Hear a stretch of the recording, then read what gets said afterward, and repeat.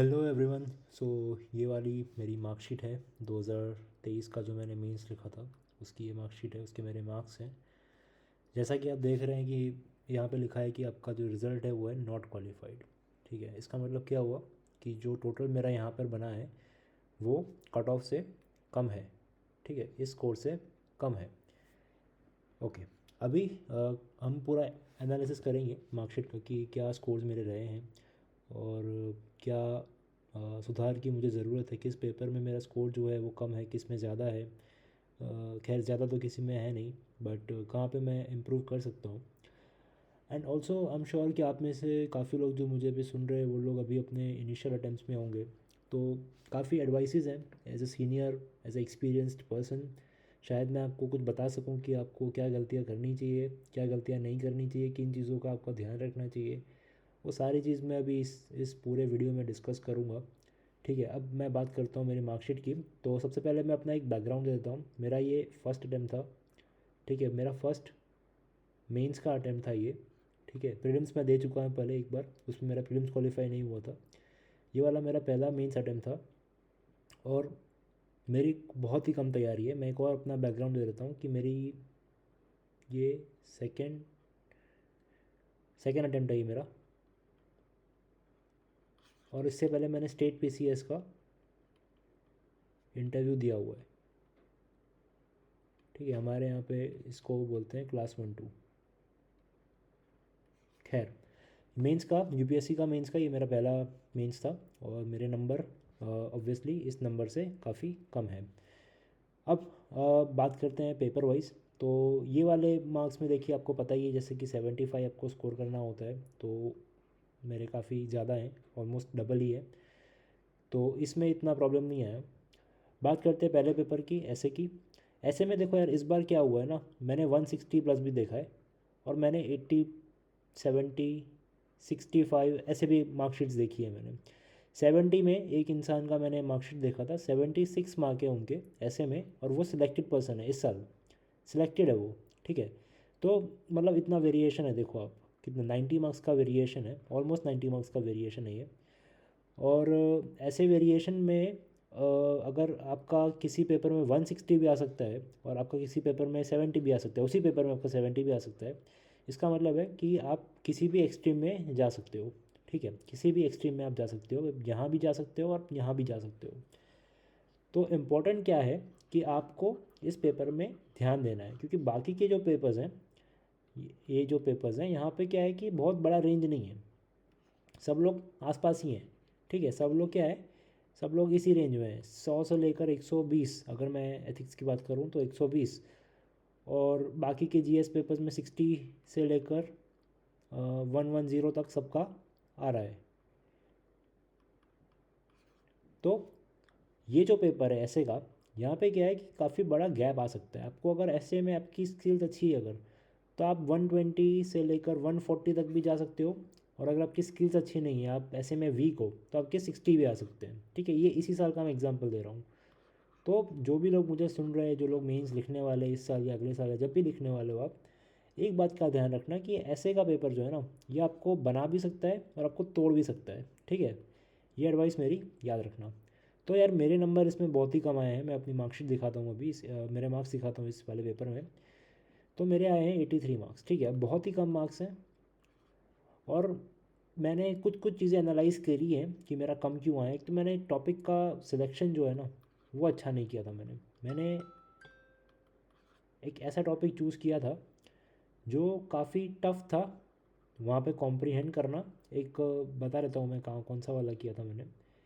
एक मैंने किया था कि visionary decision making lies at the intersection of intuition and logic. ठीक है, ये सेक्शन 1 में से किया था। और सेकंड मैंने कोई जस्टिस और चैरिटी का कुछ कॉन्सेप्ट था, उस पर मैंने लिखा था। तो मुझे ऐसा लगता है कि मैंने ये ऐसे तो ठीक ठाक लिखा था, लेकिन ये ऐसे मैंने अच्छा नहीं लिखा था। That's what I think. ठीक है, ये मेरी मान, मैं समझ रहा हूँ, मैं ऐसा गेस कर पा रहा हूँ कि शायद मैंने वो ऐसे अच्छा नहीं लिखा था। दूसरी एक बात कि ऐसे में मेरी प्रेप काफ़ी कम थी। मैं काफ़ी कॉम्प्लेसेंट हो गया था ये वाले पेपर में और मैंने अच्छा परफॉर्म नहीं किया, ये मैं एक्सेप्ट करता हूँ, मुझे इसमें कोई शर्म नहीं है। कम नंबर आया हो तो ह्यूमिलिटी के साथ एक्सेप्ट करना चाहिए कि कम क्यों आया है। उसके रीजंस को ढूंढना चाहिए, उस पर काम करना चाहिए। एनीवेज, अब आते हैं GS1 पे। देखो यार, इस पेपर में क्या हुआ था, मेरा पेपर काफ़ी अच्छा हुआ था। मुझे एक्सपेक्टेशन थी कि मेरा 90 प्लस आएगा। ठीक है, मैं बताता हूँ मेरा कितना है, लेकिन मुझे एक्सपेक्टेशन थी कि मेरा 90 प्लस आएगा। लेकिन कुछ चीज़ें हैं जो मैंने पेपर में ठीक नहीं की थी, जैसे कि मेरा पेपर जो है ना वो छूटा था। ठीक है, ये बहुत बड़ा ब्लंडर होता है। मेरे पेपर के अंदर कम से कम 1 से 2 क्वेश्चन मुझे याद आ रहे हैं कि मैंने छोड़ दिए थे, ब्लैंक, बिल्कुल ब्लैंक। और लास्ट के 5 से 10 मिनट के अंदर मैंने 2 क्वेश्चन लिखे थे। तो आप सोच सकते हो कि ऑलमोस्ट 4 क्वेश्चन मैंने कॉम्प्रोमाइज़ किया है। चार चार तो, 2 तो बिल्कुल किया है, और 2 में मैंने कंटेंट बिलो एवरेज क्वालिटी का लिखा था। उसके बावजूद मेरे मार्क्स आए हैं 82, जो कि आई थिंक इस साल के लिए ठीक ही मार्क्स है। अगर मैं पेपर छोड़ के आया हूँ, 4 क्वेश्चन छोड़ के आया हूँ, तो 82 इज़ अ डिसेंट स्कोर। मतलब अगर मैं 4 अटैम्प्ट करता भी तो वो 8 मार्क शायद मेरे बढ़ते, और 90 स्कोर शायद पहुंच सकता था, बिकॉज वो चारों क्वेश्चन मुझे अच्छे से आते थे, मैं लिख सकता था उसके ऊपर। तो अब देखिए इस साल के लिए क्या है कि अगर आपका 90 प्लस जा रहा है ना, अब देखो बहुत सारे टॉपर्स की कॉपीज़ में आपको देखने मिलेगा कि सब लोग 85 से 95 के बीच में है। ठीक है, अब अगर आपको इसमें एज चाहिए ना, तो आपको उसको कम से कम 95 प्लस, या कह लीजिए आप 100 प्लस आपको जाना पड़ेगा, तभी आपको इस पेपर में वो एज मिलेगी। ठीक है, इसके बारे में हम आगे बात करेंगे। एक बार मार्कशीट देख लेते हैं पूरी, फिर हम उस पर बात करते हैं। देखो GS2 के अंदर क्या है कि मेरा ऑप्शनल जो है ना, आप देख पाओगे कि पॉलिटिकल साइंस है। और इस बार के जो GS2 के क्वेश्चंस थे, उसमें जो IR वाले क्वेश्चन थे, उसमें एक था डायस्पोरा। ठीक है, एक था SCO। ठीक है, ये सारे क्वेश्चन क्या होते हैं, हमारे पेट क्वेश्चन होते हैं PSIR के। तो मुझे आई थिंक इससे हेल्प मिली कि मेरा ऑप्शनल जो है वो PSIR था, इसलिए मुझे ठीक ठाक मार्क्स मिले। ऑल्दो मैं ये नहीं कहूँगा कि मेरे बहुत अच्छे नंबर आए हैं, ठीक ठाक मार्क्स मुझे मिले हैं। और आई थिंक इससे और थोड़ा इम्प्रूव मैं कर सकता हूँ, एटलीस्ट 10-15 मार्क मैं ऊपर और जा सकता हूँ with little bit of data facts. ठीक है, तो मेरे जो नंबर आए हैं वो है 105। ठीक है, 105 आए हैं मेरे, जो कि इस साल थोड़े से कम है, बिकॉज इस बार लोगों के 120 130 तक गए हैं। एंड फॉर अ पर्सन जिसका PSIR ऑप्शनल है, आई थिंक उसको स्कोर करना चाहिए एटलीस्ट 110 115 तक। तो मैं इसी साल स्ट्रेच कर सकता था उसको। बट एनीवेज, मतलब I know where I have gone wrong. तो मतलब वो अच्छी चीज़ है कि मुझे पता है कि मैं कहाँ इम्प्रूव कर सकता हूँ। तो उस पर मैं इस बार काम करूँगा जब मैं अगला अटैम्प्ट दूंगा। अब देखो GS3 का जो पेपर है ना, ये वाला पेपर इस बार काफ़ी अच्छा किया है, काफ़ी अप गया है। लोगों के 90 95 10 100 105 इस तरीके के स्कोर्स आए हैं। तो अगर ऐसे स्कोरिंग वाले पेपर में अगर आपका आ रहा है 60 70 80, तो ये बहुत कम स्कोर है। ठीक है, ये स्कोर अच्छा होता अगर आप 2021 या 22 में मुझे बोलते कि मेरा ये रेंज में स्कोर आ रहा है, तो that would have been a decent score. But इस साल ऐसा नहीं है। सॉरी, इस साल ऐसा नहीं है। इस साल काफ़ी लोगों के अच्छे मार्क्स आए हैं। ठीक है, मतलब आई पर्सनली नो समवन जिसका रैंक आया है, and she has also scored approximately 95 plus है उसका स्कोर GS3 के अंदर। तो मतलब अच्छा स्कोरिंग हुआ इस पेपर में। मेरा इसमें आया है काफ़ी कम, 76। ठीक है, ये बहुत ही कम स्कोर है। अब इसका रीज़न यार ये है कि इस पेपर में भी मेरे क्या है, 2 क्वेश्चन छूटे थे। ठीक है, 2 क्वेश्चन ब्लैंक थे। ब्लैंक, ब्लैंक का मतलब पता है ना, जैसे ये 2 पेपर है ना, यहाँ पे क्वेश्चन लिखा है तो ये सब कुछ ब्लैंक है। ऐसे 2 क्वेश्चन थे। और उसके अलावा मेरा इंटरनल सिक्योरिटी बिल्कुल ही अनप्रिपेयर्ड था। मेरा डिज़ास्टर मैनेजमेंट बिल्कुल ही अनप्रिपेयर्ड था। ये 2 चीज़ें की वजह से मेरा ये कम स्कोर आने का चांस मुझे लग रहा है। ऑल्दो मैंने आंसर्स लिखे थे, इंटरनल सिक्योरिटी वाला आंसर जो मैंने जो क्वेश्चन आया था उसके मैंने अटैम्प्ट तो मैंने किया था। बट मैंने उसको काफ़ी अच्छे से अटेम्प्ट नहीं किया था, जितना मुझे एक्सपेक्टेड था, जितना मुझे अच्छा करना चाहिए था उतना मैंने अच्छा नहीं किया था। तो मैं अगर पेपर ख़त्म करता है ना, और जो टॉपिक्स मैं छोड़ के गया हूँ वो टॉपिक्स अगर मैं कर लेता, तो ये स्कोर कहीं कहीं मेरे 10 से 15 मार्क का इंक्रीज़ मुझे दिख जाता।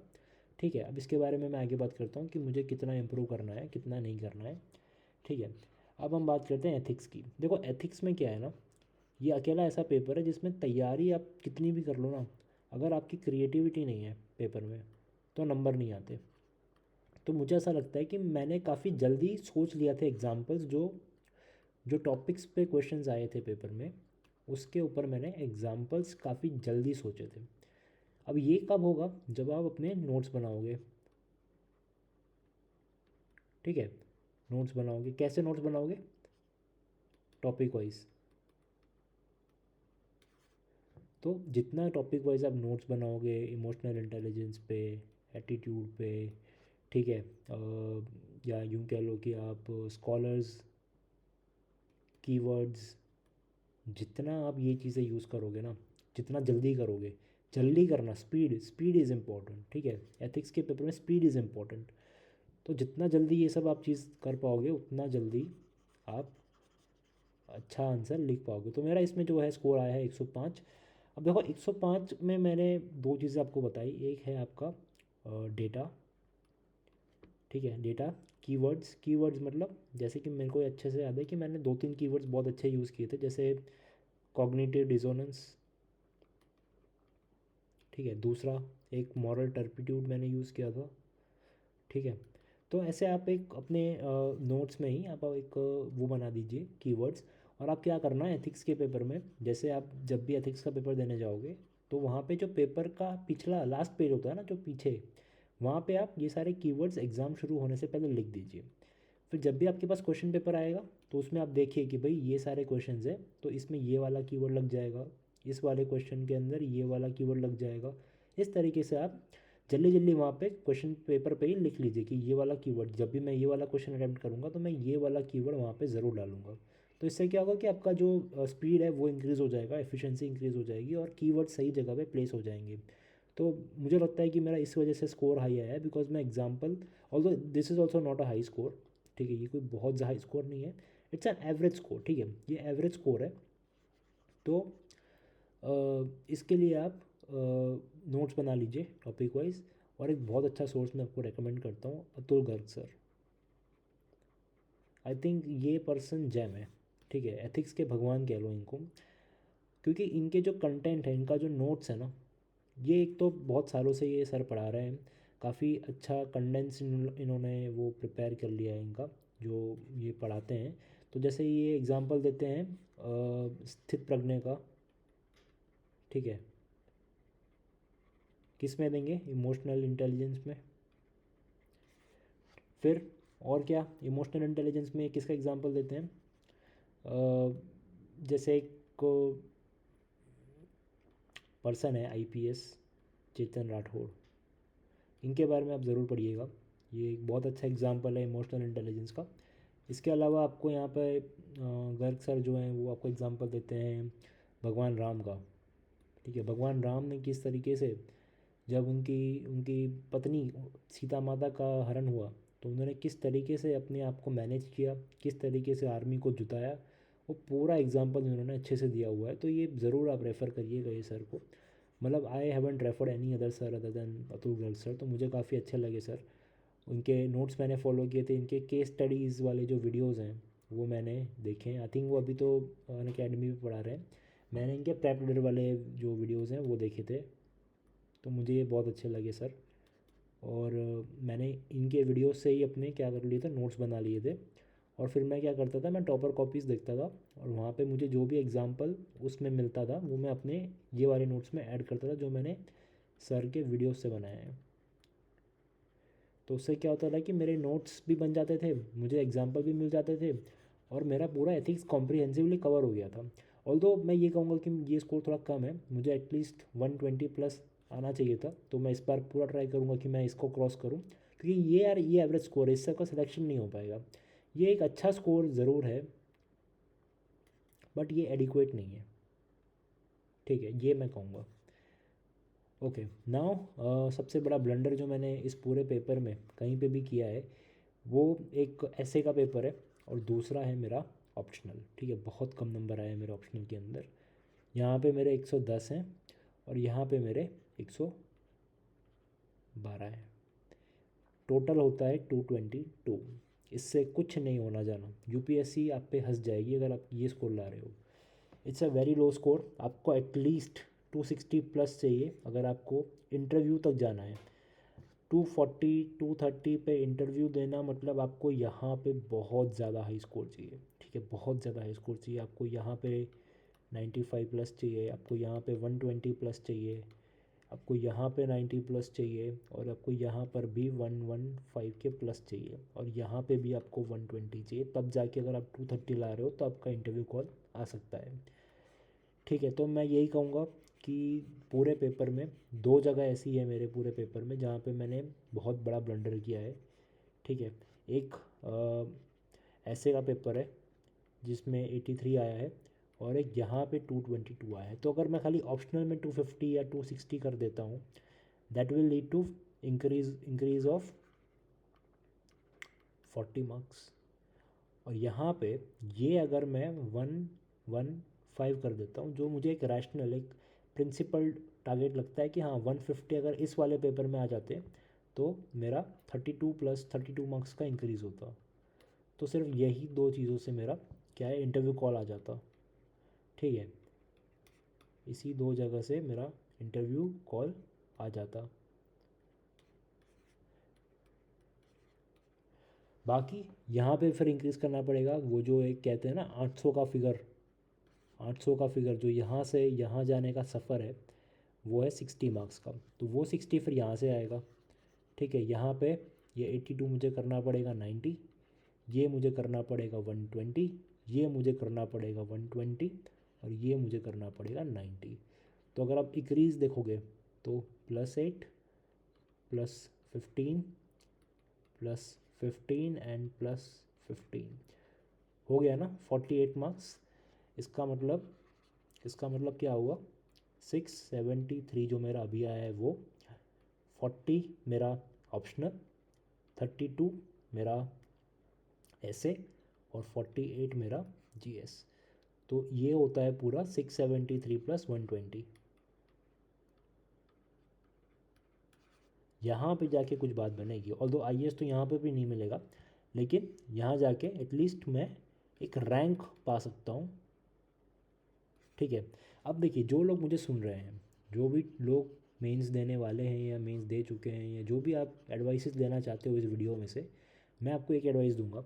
अपना जो ऐसे का पेपर है ना यार, ये बहुत स्ट्रॉन्ग रखना। ये अगर आप 120 लाते हो आपको बहुत बड़ा एज मिलता है यार, बहुत बड़ा एज मिलता है आपको। तो अपने ऐसे को स्ट्रॉन्ग रखो, टॉपर की कॉपीज़ देखो।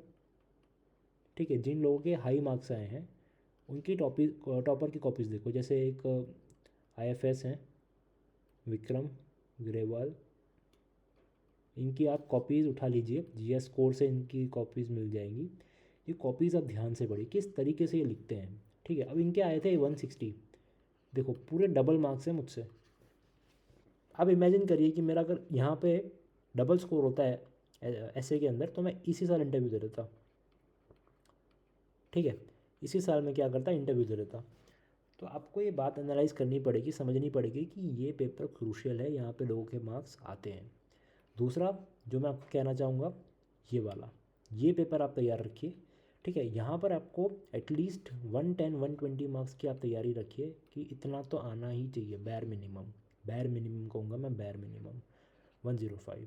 तो ये दो पेपर हैं जिसकी तैयारी आपको एटलीस्ट प्री से पहले ख़त्म कर देनी चाहिए। आपको बहुत बड़ा बूस्ट मिल जाएगा अगर आप प्री से पहले इसको ख़त्म कर देते हो। दूसरा ऑब्वियसली ऑप्शनल, ये जो 220 मार्क्स आते हैं उससे कुछ नहीं होता। ठीक है, कुछ भी नहीं होता, आपको कम से कम 260 270 मार्क्स चाहिए। आप जो अपनी टॉपर की कॉपीज़, टॉपर की मार्कशीट्स और वो आप एनालाइज करोगे ना, एक टेलीग्राम पे वो घूमती है ना जो टॉपर की मार्क्स की लिस्ट आती है, यहाँ पे 1 होता है, 2 होता है, 3 होता है और यहाँ पे सारे मार्क्स लिखे होते हैं उन सबके। तो उसमें आप देखना ऑप्शनल का जो सेक्शन होगा ना, वहाँ पे आपको कभी भी 260 के नीचे नहीं दिखेगा कोई भी। तो इसका मतलब क्या हुआ कि जो लोग टॉप में आ रहे हैं उनके ऑप्शनल में, इर्रेस्पेक्टिव ऑफ उनका क्या ऑप्शनल है या उस साल उस ऑप्शनल का क्या ट्रेंड रहा है, वो एटलीस्ट इतना स्कोर कर रहे हैं। तो यहाँ पे मैं डेफिसिट में हूँ 40 मार्क के, जो कि डेफिनेटली ओवरकम मुझे एटलीस्ट 40 तो करना पड़ेगा। उसके ऊपर फिर जितना मेरा कैपेसिटी होगा उतना मैं जा सकता हूँ। ठीक है, तो ये एक चीज़ मैं आपको सजेस्ट करूँगा। अब देखिए आपको डिराइव क्या करना है इस पूरे लेक्चर में से, मेरे मार्क्स में से, है ना। मैं आपको बताता हूँ आपको डिराइव क्या करना है। एक आपको एथिक्स, दूसरा ऐसे और ऑप्शनल। अगर आपने इसकी तैयारी प्री से पहले ख़त्म कर दी, ठीक है, अब ख़त्म करने का मतलब क्या होता है, सिर्फ बुक्स पढ़ना नहीं होता है। इसका मतलब क्या होता है कि आपने प्री से पहले इसके क्या कर लिए, नोट्स बना लिए हर टॉपिक के, ठीक है।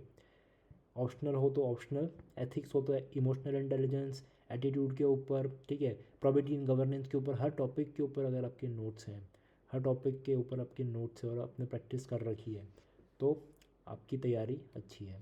अब अगर इसके बाद आप प्री से पहले टेस्ट सीरीज़ भी लिख लेते हो, ठीक है, टेस्ट सीरीज़ भी आप इन तीनों चीज़ों की लिख लेते हो, उसको आप इवेल्युएशन करवा लेते हो किसी क्रेडिबल इंसान से या कोचिंग में, ट्रस्ट मी आप 95% आगे निकल गए हो जो लोग प्री क्वालिफाई करने वाले हैं और मेंस लिखने वाले हैं उनसे।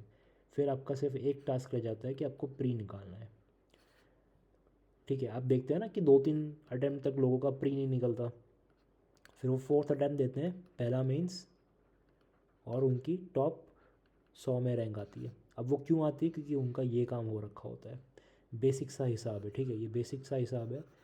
अब देखिए जैसे अब इस साल का मेंस मैंने लिखा, अब मेरी तैयारी इसमें मेरा कम स्कोर आया है तो कह सकते हो कि मेरी तैयारी इसमें अच्छी नहीं थी। मेरा यहाँ पे कम स्कोर आया है तो कह सकते हो मेरी तैयारी इसमें अच्छी नहीं थी। यहाँ पे मेरा एवरेज स्कोर आया है तो आप कह सकते हो कि मेरी तैयारी यहाँ पे अच्छी नहीं थी। तो ट्रस्ट मी, जो 14,000 लोग प्री निकालते हैं उसमें से 6,000 to 7,000 लोगों की हालत यही है जो मैं आपको यहाँ दिखा रहा हूँ। तो रियल कंपटीशन तो फिर 5,000 लोगों में ही हुआ ना। आपको प्री निकाल के बस इस 5,000 में आ जाना है, आपका फिर वो 5,000 में से आपको 1,000 में आना है, ठीक है। यानी कि 1/5 कंपटीशन है, 20% चांस है आपका कि आपका मेंस क्लियर हो जाएगा, प्रोवाइडेड कि आप ये काम कर लेते हो, ये वाला काम। तो जितना भी समय है आपके पास प्री, अगर आप 25 वाला अटैम्प्ट दे रहे हो या 24 वाला अटैम्प्ट दे रहे हो, आई स्ट्रांगली सजेस्ट कि आप अपना ये जो टाइम है इसको जुडिशियसली यूज़ करिए, ठीक है। अपनी तैयारी को इस तरीके से डिवाइड करिए कि आप पहले एथिक्स ख़त्म करेंगे, मीनवाइल आप ऑप्शनल भी पढ़ेंगे और ऑप्शनल आपका कम से कम 3-4 महीना लेगा। तो अभी जैसे हम अप्रैल में है तो आपका एटलीस्ट जुलाई या अगस्त तक आपका ऑप्शनल ख़त्म हो जाए, इस तरीके की तैयारी आप रखिएगा। जब आप सितंबर 29 और 30 को आएगा आपका मेंस का जो पेपर आएगा ऑप्शनल का, आप इतनी प्रिपरेशन कर लीजिए कि आप घर पे बैठ के ये वाला पेपर आप सॉल्व कर सको और आपका स्कोर एटलीस्ट 250 जितना आ जाए, अगर आप रियल सेंस में उसको वहाँ जाके लिखते तो। अगर आपका ये हालत हो जाएगा ये सितंबर तक तो I can give you in writing, मुझसे आप लिखवा के ले लीजिए कि आपकी रैंक आ जाएगी। मैं आईएएस का नहीं कह सकता हूँ, ठीक है, बट आपकी रैंक आ जाएगी। क्योंकि आप देखिए ना, अब सबके मार्क यहाँ पे तो सेम ही है, यहाँ पे सबके मार्क तो सेम ही आ रहे हैं ना। ये आप टोटल करोगे तो किसी का 390 आएगा, किसी का 380 आएगा, किसी का 410 आएगा। तो रेंज देखो ना, 30 मार्क का रेंज आ रहा है ख़राब और अच्छे में।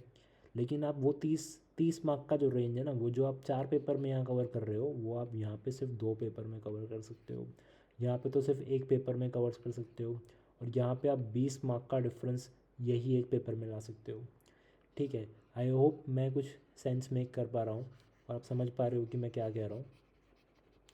तो मेरा सिंगल सजेशन आपको ये रहेगा कि आप ये 3 एरियाज़ पे ज़्यादा फोकस करिए, बिकॉज जीएस में आप सिर्फ पेपर ख़त्म कर लेंगे, डेटा फैक्ट हैंड राइटिंग और इन सब का ध्यान रखेंगे तो आपका स्कोर एटलीस्ट उतना आ जाएगा, इसके आसपास आ जाएगा, +-10 के आसपास आपका आ जाएगा। या तो आप 90+ आओगे या तो आप 110 या 115 के ऊपर जाओगे, बट इसके नीचे नहीं जाएगा, और इसके ऊपर की जितना जाएगा वो आपकी प्रिपरेशन के ऊपर है। तो इतना तो बैर मिनिमम आपका आ ही जाएगा, बट वो केस यहाँ पे नहीं है।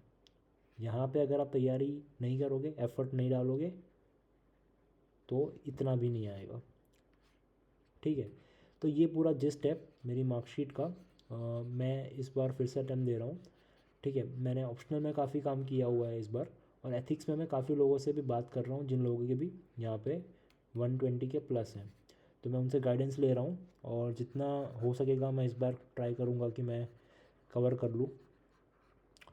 ये वाला पेपर मैं कहूँगा कि ये पूरा मेक और ब्रेक सिचुएशन हो जाता है सबके मार्कशीट्स में, क्योंकि अगर आप ये वाले पेपर में अगर आप कम स्कोर करते हो तो ये पूरा आपका 1 साल रिपीट करवाता है। ठीक है, आपको फिर पूरा वही साइकिल, प्री दीजिए, मेंस दीजिए, है ना, इंटरव्यू दीजिए। तो उससे अच्छा है कि आप एक बार ऐसे का पेपर ही पहले आप प्रिपेयर कर लीजिए और फिर आप मेंस की तैयारी में जाइए, वरना ये हालत हो जाएगी। तो that is it from my side. I hope कुछ सजेशंस आपको मिले होंगे, कुछ सेंसिबल बात मैंने की होगी, एंड आपको कुछ सीखने को मिला होगा, है ना। कुछ भी अगर आपको डाउट रहता है तो आप नीचे कमेंट सेक्शन में आप डालिए। I am more than happy to help you. और मुझसे जुड़ने के लिए आप कमेंट में आप डाल सकते हैं अपना कमेंट, तो मैं आपको टेलीग्राम पे कनेक्ट करने का ट्राई करूँगा। आपकी कुछ भी अगर डाउट्स रहते तो आप मुझसे ज़रूर पूछ सकते हैं, है ना। चलिए, all the best and thank you for attending the lecture.